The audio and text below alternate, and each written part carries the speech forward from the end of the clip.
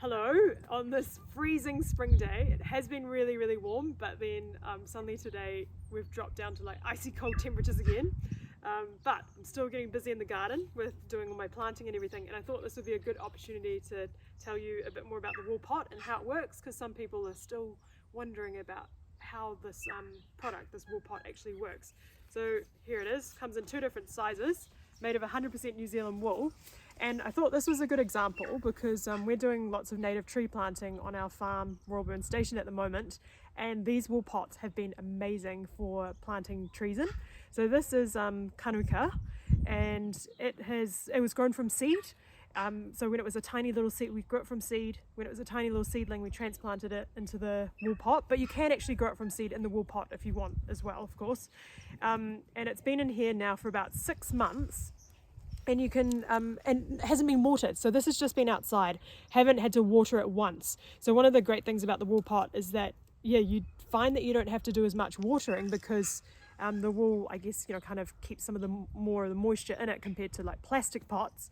So it becomes a lot more resilient, which is great.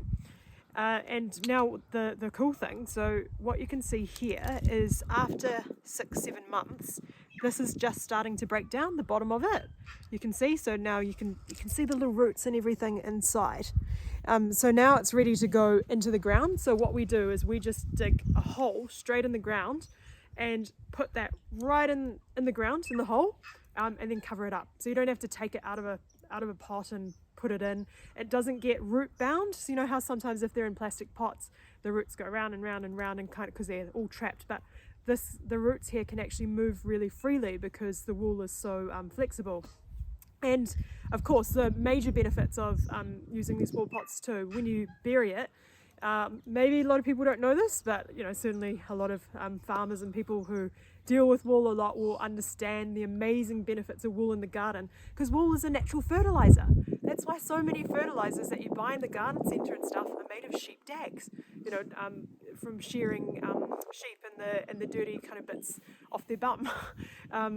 So that, wool has, it's got nitrogen, potassium, phosphorus, calcium, magnesium, sulfur, a whole lot of essential nutrients that your plants and your soil really need and really love and will help your plants grow. So when you're putting it in, it's not only biodegrading completely, like this will take, once you put it in the ground, between 5 to 13 weeks to completely go.